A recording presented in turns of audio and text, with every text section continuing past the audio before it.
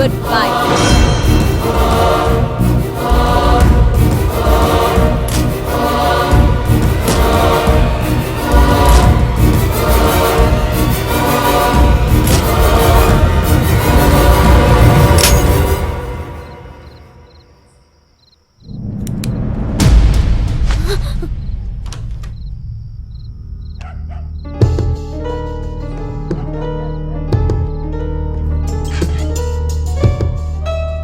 ఎవరిది?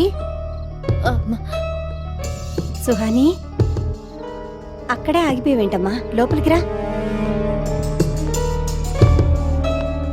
ఏంటి సుహాని, ఇన్ని రోజుల తర్వాత అది ఈవేళప్పుడొచ్చా? అంటే అది నువ్వు చెప్పలేవు గాని నువ్వెందుకొచ్చావో నాకు తెలుసు. నీ ఫ్రెండ్ గుర్తొచ్చి వచ్చుంటా.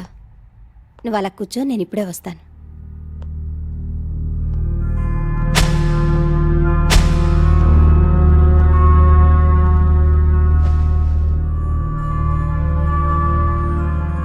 ఏంటే చూస్తున్నావు? అంత అల్లరైపోయినా నీకింకా బుద్ధి రాలేదా? నువ్వు అలా చూడటం తప్ప ఏమీ చేయలేవే. ఎందుకంటే నువ్వు ఒక స్టూపిడ్వి, నువ్వు ఒక ప్రాస్టిట్యూట్వి.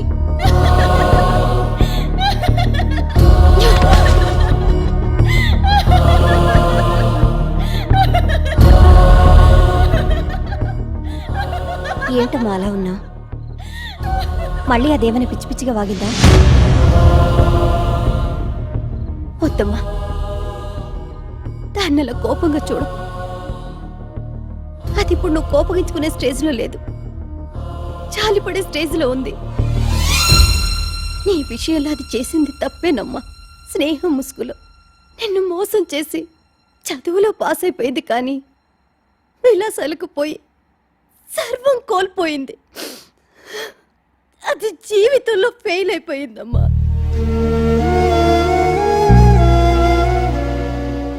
ఏమైందంటే?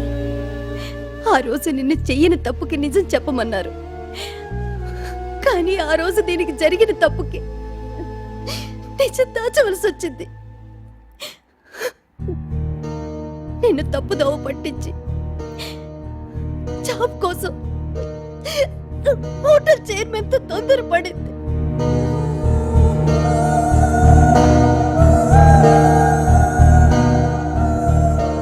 నువ్వు పోలీస్ స్టేషన్లో దోషిగా నించున్నప్పుడు అది కావాలనే నిజం చెప్పలేదు. అది దోషిగా నిలబడినప్పుడు ఎన్ని నిజాలు చెప్పినా ఎవ్వరూ నమ్మలేదు. కూతురి జీవితం ఇలా అయిపోయిందేమిటా అని నేను కుమిలిపోతుంటే వాళ్ళ నాన్నగారి ఇవేవీ తట్టుకోలేక శాశ్వతంగా వెళ్ళిపోయారమ్మా. తండ్రి చావు చూసి అది గుండె పగిలేలా ఏడ్చింది. నేను బాధ అనుకున్నాను. తను ఏ స్థితికి దిగజారిందో తలుచుకొని ఆత్మహత్య చేసుకోబోయింది. నేను పశ్చాత్తాపం అనుకున్నాను, కానీ డాక్టర్లు టెస్ట్ చేసి చెప్పారు అది మెంటల్ గా డిస్టర్బ్ అయిపోయిందని. అది పిచ్చిదైపోయిందమ్మా, పిచ్చిదైపోయింది.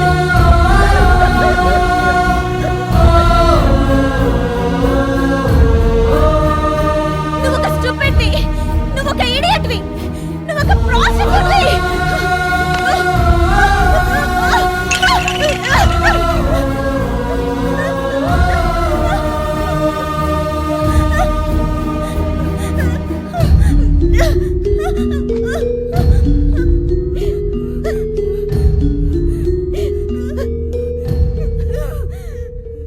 నేను వెళ్ళొస్తానంటే